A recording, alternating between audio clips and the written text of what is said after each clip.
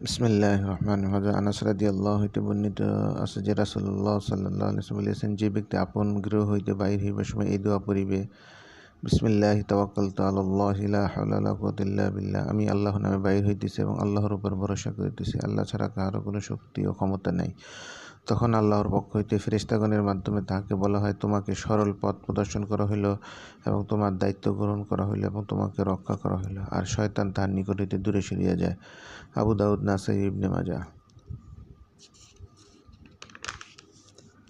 হযরত আনাস রাদিয়াল্লাহু আনহু বর্ণিত আছে, নবী করিম সাল্লাল্লাহু আলাইহি ওয়াসাল্লামের জমানায় দুই ভাই ছিলেন। একজন নবী করিম সাল্লাল্লাহু আলাইহি ওয়াসাল্লামের মজলিসে আসা যাওয়া করিতেন, অন্যজন জীবিকা উপার্জন করিতেন। উহা দ্বারা উভয়ের প্রয়োজন পুরা হইত। একদিন উপার্জনকারী লোকটি রাসূলুল্লাহ সাল্লাল্লাহু আলাইহি ওয়াসাল্লামের খেদমতে আপন ভাইয়ের নামে অভিযোগ করিলেন যে, সে উপার্জনের কাজে আমার কোনো সহযোগিতা করে না। তখন রাসূলুল্লাহ সাল্লাল্লাহু আলাইহি ওয়াসাল্লাম তাহাকে সান্ত্বনা দিয়া বললেন, হয়তো তাহারই কারণে তুমি রিজিক লাভ করিতেছ।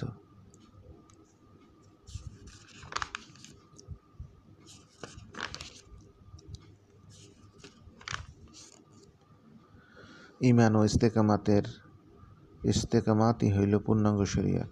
হযরত আবু আমর কিংবা আবু আমারাহ সুফিয়ান বিন আবদুল্লাহ রাদিয়াল্লাহু হতে বর্ণিত, তিনি বলেন, আমি আরজ করলাম, ইয়া রাসূলুল্লাহ, আমাকে ইসলাম সম্পর্কে এমন একটি পূর্ণাঙ্গ ও সুস্পষ্ট কথা বলিয়া দিন, যাহা সম্পর্কে আপনাকে ছাড়া অন্য কাহাকে আমি জিজ্ঞাসা করিব না।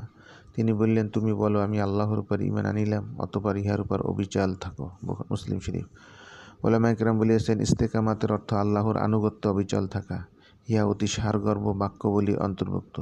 এই ধরনের সংক্ষিপ্ত ও সুসমৃদ্ধ বাক্য রাসূলুল্লাহ সাল্লাল্লাহু আলাইহি ওয়াসাল্লামের শান ছিল এবং ইহারই উপর জীবনের সকল বিষয়ের শৃঙ্খলা নির্ভর করে এবং আল্লাহই তৌফিক দাতা।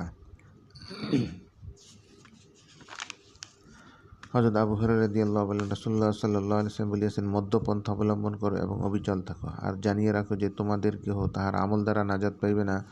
সাহাবায়ে কেরাম আরজ করলেন, ইয়া রাসূলুল্লাহ, আপনিও কি নহেন? তিনি বললেন, আমিও নহি, তবে যদি আল্লাহ আপন রহম ও ফজল দ্বারা আবৃত করিয়া নেন। মুসলিম শরীফ।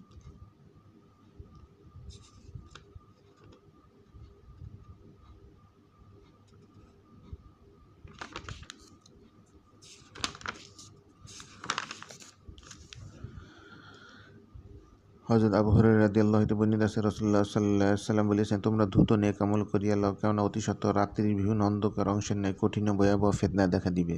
তখন নেক আমল করা সম্ভব তো হইবেই না, বরং মানুষ তখন সকালে মুমিন থাকিবে কিন্তু সন্ধ্যায় কাফির হইয়া যাইবে, আবার সন্ধ্যায় মুমিন থাকিবে কিন্তু সকালে কাফির হইয়া যাইবে। মানুষ দুনিয়ার তুচ্ছ জিনিসের বিনিময়ে নিজের দিন ঈমান বিক্রয় করিয়া ফেলিবে। হযরত